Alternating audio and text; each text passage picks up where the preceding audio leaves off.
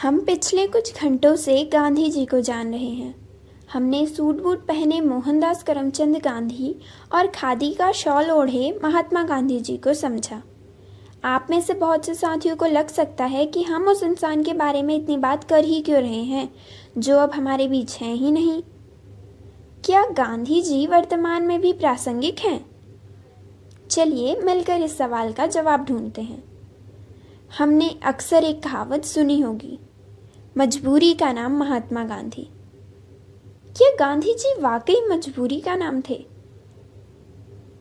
कृति ने हमें गांधी जी का गांधी जी बनने का सफ़र दिखाया, कैसे मोहनदास महात्मा बने, और दीपिका हमें बताती हैं कि कैसे महात्मा गांधी ने पूरे देश को यूनाइट किया। अलग अलग सत्याग्रहों के माध्यम से वो लोगों तक पहुँचे और पूरे देश को एक किया।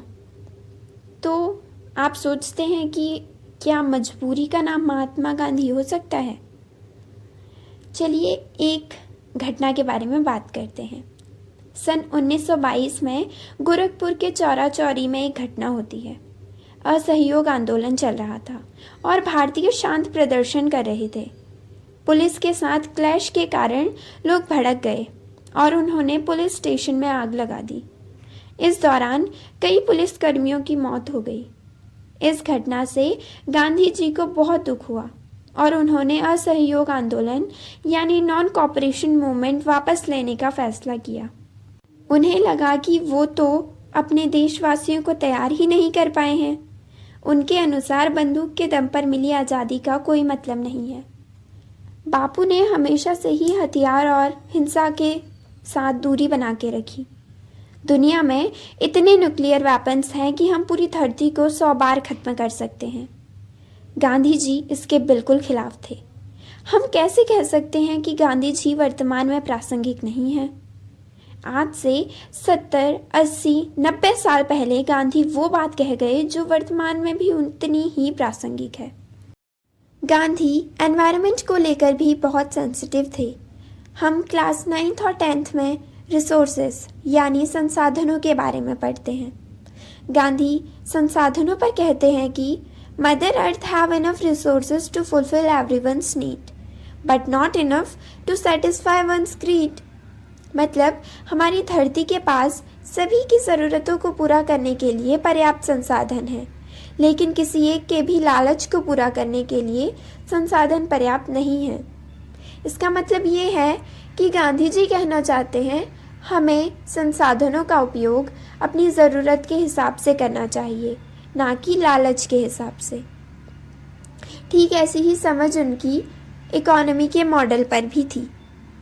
गांधी पूंजीवादी व्यवस्था में संसाधनों के एक जगह इकट्ठा होने के खिलाफ थे और वह चाहते थे कि उत्पादन की प्रणाली में मास प्रोडक्शन ना हो, बल्कि स्थानीय स्तर पर गांवों को आत्मनिर्भर बनाया जाए। गांधी जी बहुत ही अच्छे कम्युनिकेटर भी थे। जैसे ही उन्हें पता चलता कि कहीं दंगे हो रहे हैं, वे वहां पहुंच जाते और लोगों से लगातार संवाद करके उन्हें समझाते। अगर लोग उनकी बात ना मानते तो वे ज़्यादा कुछ तो नहीं करते, बस भूख हड़ताल पर बैठ जाते। उस समय गांधी एक इतना बड़ा पॉलिटिकल फिगर बन चुके थे कि जब लोगों को पता चलता कि गांधी जी फिर से भूख हड़ताल पर बैठ चुके हैं, दंगे अपने आप शांत हो जाते और स्थिति नियंत्रण में आ जाती। इससे हम समझ सकते हैं लोगों के अंदर गांधी जी के प्रति कितनी सहानुभूति थी। प्रोफेसर अभिजीत पाठक कहते हैं, Gandhi for me was a visionary who gave us a insight which is political, spiritual, moral, ethical and economical।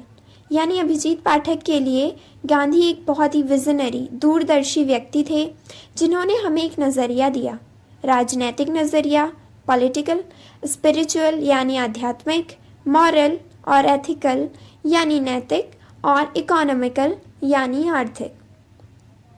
मतलब एक तरह से कहें तो अभिजीत पाठक कहना चाह रहे हैं कि गांधी हमारे लिए पथ प्रदर्शक हैं, जिन्होंने हमें अलग अलग नज़रिया दिया सोचने का, समझने का। गांधीयन प्रिंसिपल्स को दुनिया भर में लोगों ने अपनाया। जैसा कि साथी कृति भी बता रही थी, चाहे वो नेल्सन मंडेला हों या फिर मार्टिन लूथर किंग जूनियर, दोनों ही गांधीयन आइडियोलॉजी से, गांधीयन विचारधारा से प्रभावित थे। ठीक ऐसे ही एक व्यक्ति हैं बराक ओबामा, जो गांधी जी से बहुत प्रभावित हैं। आपको पता होगा, यूनाइटेड स्टेट्स ऑफ अमेरिका के पहले ब्लैक प्रेसिडेंट बराक ओबामा ही थे। जब बराक ओबामा भारत आए तो उन्होंने अपने स्पीच में कहा, I am greatly influenced by a man from your nation whose message of love and justice shows us the way ahead। यानी मैं आपके राष्ट्र के एक इंसान से बहुत ज़्यादा प्रभावित हूँ, जिनके मैसेज ने, जिनके प्यार और न्याय के मैसेज ने हमें राह दिखाई।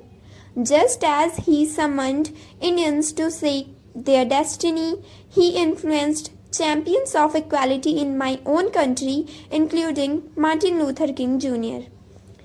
वो कहते हैं कि जैसे गांधी जी ने आपके देश में भारतीयों को उनकी डेस्टिनी के लिए राह दिखाई, वैसे ही गांधी जी ने मेरे देश के चैम्पियंस, इक्वालिटी के चैम्पियंस, जो इक्वालिटी के लिए लड़ रहे हैं, उन चैम्पियंस को भी इन्फ्लुएंस किया, जिनमें से एक है Martin Luther king.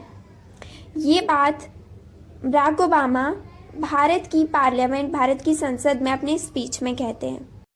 Gandhi ji अपनी सरलता के लिए जाने जाते हैं।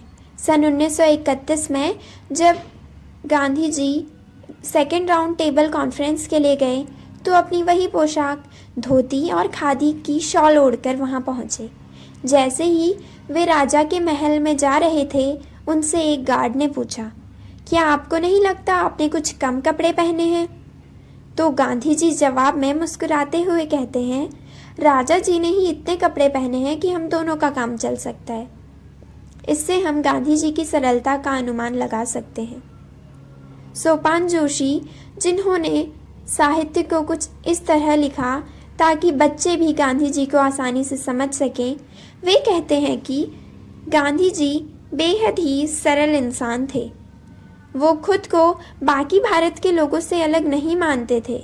अगर वो आज उन ऑफिस में भी अपनी फ़ोटोज़ लगी देखते, जहाँ पे आम इंसान भी नहीं जा सकते, उन्हें शायद वहाँ टंगे रहने की खुशी नहीं होती। जब हम गांधी जी की इतनी बात कर ही रहे हैं तो उनकी कही एक बात बड़ी याद आ रही है। वे कहते हैं, जब भी तुम्हें संदेह हो या तुम्हारा अहम तुम पर हावी होने लगे, तब यह कसौटी आजमाना। जो सबसे गरीब और कमज़ोर आदमी तुमने देखा हो, उसकी शक्ल याद करो और अपने दिल से पूछो कि जो कदम तुम उठाने का सोच रहे हो, वह उस आदमी के लिए कितना उपयोगी होगा। क्या उससे उसे कुछ लाभ पहुंचेगा? क्या उससे वह अपने जीवन और भाग्य पर कुछ काबू पा सकेगा? यानी क्या उससे उन करोड़ों लोगों को स्वराज मिल सकेगा जो भूखे हैं, अतृप्त हैं? तुम देखोगे कि तुम्हारा संदेह मिट रहा है और अहम खत्म होता जा रहा है। गांधी जी की इस बात से मैं यह तो कह सकती हूँ कि अगर आज गांधी जी जिंदा होते तो शायद किसी समृद्ध इंसान के साथ खड़े होने के बजाय वो उन तमाम कमज़ोर इंसानों के साथ खड़े होते जिनकी आवाज़ हमेशा दबाई जाती है। शायद गांधी जी उन लड़कियों के साथ खड़े होते जिन्हें दिन ब दिन दरिंदगी का सामना करना पड़ता है। शायद उनकी आवाज़ बनते जो हमेशा दबाए जाते हैं। शायद उन लोगों का साथ देते जो अपने हक के लिए संघर्ष कर रहे हैं। जाने माने इतिहासकार रामचंद्र गुहा कहते हैं कि महात्मा गांधी की प्रासंगिकता भले ही वर्तमान में विवादास्पद हो, लेकिन गांधी प्रासंगिक थे और रहेंगे। प्रसिद्ध वैज्ञानिक एल्बर्ट आइंस्टाइन ने एक बार कहा था, Generations to come will scarce believe that such a one as this hour in flesh and blood walked upon this earth।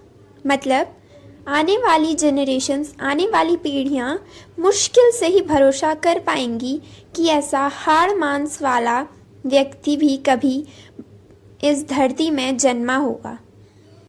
क्या ये सुनकर भी आप कहेंगे कि महात्मा गांधी मजबूरी का नाम है? मैं कहूँगी महात्मा गांधी मजबूरी का नाम नहीं मजबूती का नाम है। गांधी प्रासंगिक थे और रहेंगे। ज़रूरत है तो बस उन्हें पढ़ने और उन्हें ज़्यादा जानने की।